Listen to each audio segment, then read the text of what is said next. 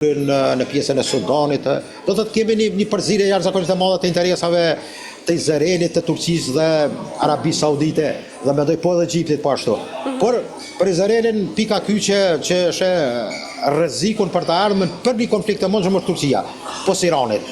Dhe pastaj në anën tjetër kemi një situatë ku një aleancë mes Iranit dhe Turqisë, e cila dashte pa dashte do vijë si rezultat i gjithë këtyre projekteve të herët Izraelit apo Izraelit të madh që në projekcionin e Netanyahu dëshiron që ta shtrijë dikimin e vet dhe të sjell probleme të gjitha vendeve të regionit. Do jetë, mund të them, sfida ardhshme e 10 vjeçarit, do jetë konflikti që mund të ndizet mes Turqisë dhe Izraelit dhe pastaj do kemi një situatë ku Izraeli faktikisht me arritjen e një lloj partneriteti strategjik me Greqinë dhe pjesën Cipriote greke, dëshiron që të mbyllë, mund të them, ato arterjet e interesave turke. Po, do kemi konflikt të drejt për drejt, besoj që po afrohemi në atë kohë që do ta kemi një situatë dhe një kataklizëm të rëndë në këtë pjesë ende, mund të them, pa stabilitet se që është lidhja mes. Zoti Bilali, nga ana tjetër, nëse ndodhte gjithë kjo fazë, a mendoni se Shtetet e Bashkuara mund të sigurojnë ndoshta një zgjedhje afatgjatë për konfliktin midis Izraelit dhe Hamasit?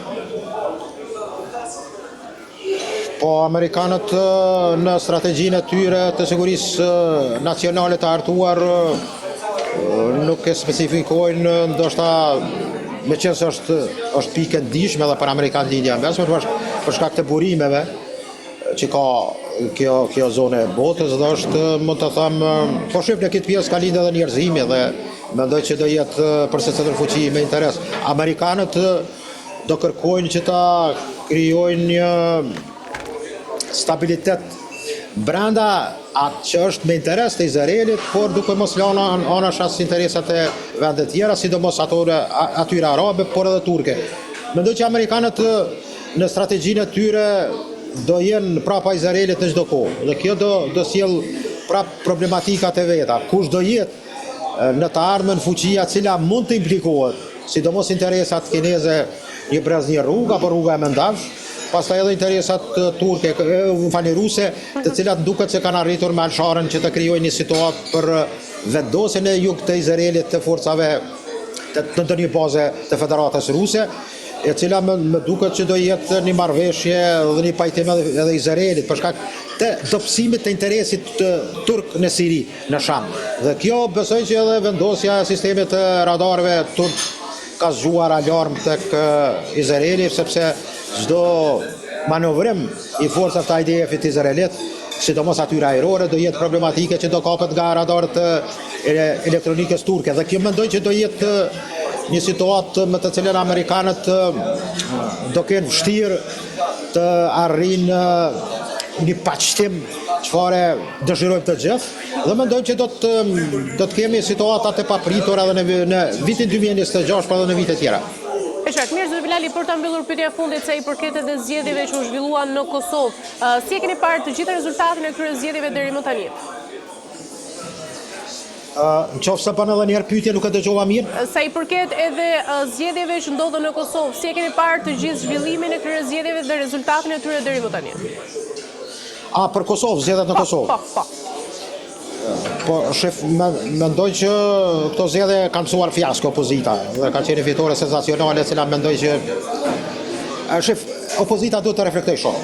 Dhe mendoj që duhet të mbledh gjitha strukturat e tyre dhe të fillojë një proces të ri përbrenda këtyre partive opozitare. Përndryshe, mendoj që askush nuk ka menduar që do del kaq dobët një rezultat i opozitës, edhe pse mendoj që miti i Kurtit është jashtëzakonisht i madh dhe kjo ka ndikuar si lider, shifet që është i pakontestueshëm dhe është vështirë një opozitë të tillë të del përballë një miti të tillë. Mendoj që opozita ka shumë punë për të bërë, por institucionet e Kosovës duhet të krijojnë sa më parë sepse obligimet janë të mëdha. Besoj fitoria e Kurtit sa është e gëzueshme, mendoj që do jetë edhe shumë me përgjegjësi, sepse presin procese jashtëzakonisht të rënda në gjithë këtë gjeopolitikë të sotme që e kemi qoftë në Ballkan, por edhe përgjegjësinë e Evropës dhe botë. Dhe mendoj që politika e ardhshme e qeverisë do të jetë orientuar sidomos në partneritet me faktorë ndërkombëtar, të cilët thonë drejten do fillojnë me qeverinë e re të kooperojnë për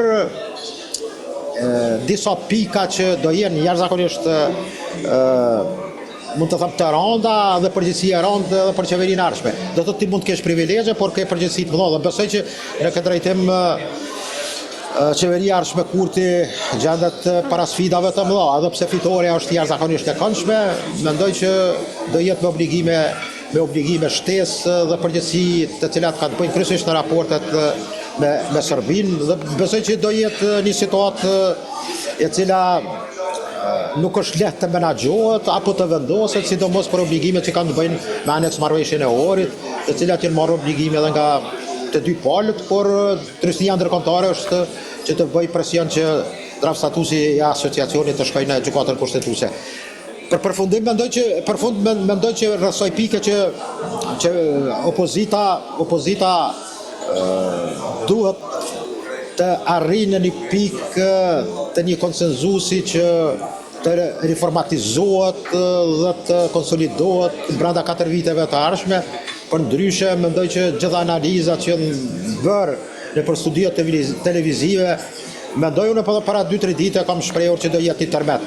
Mirë po ka pas, mund të them kështu, ndoshta strategji e para përcaktuar dhe mund të them totalisht e gabuar, që kanë menduar që Kurti të sillet ndër 40% dhe kështu që kjo ka qenë ajo që kanë bërë vetë dëshira apo analizat të dëshirore dhe kështu kemi ardhur në një rezultat i cili mendoj që do të reflektoj shumë. Po që se do, në drejt që këta nuk do të kuptojnë këtë situatë dhe do të vazhdojnë me avazin e vjetër. E qartë, mirë, zoti Bilali, kemi arritur në fund, ju falenderoj për gjitha informacionet dhe për kohën tuaj. Kasi edhe nga ona ime, përshëndes shumë. Gjithë të mirat. Mirë, të nderuar teleshikues, kemi arritur në fund të këtij programi. Diskutua me zotin Ardian Eliezi mbi rezultatin e zgjedhjeve të jashtëzakonshme, rolin e Partisë Demokratike si opozitë, humbjen e mandateve të LDK-s, rritjen e LVV-s dhe ndërkaq dhe mundësitë e bashkëpunimit politik pas zgjedhjeve.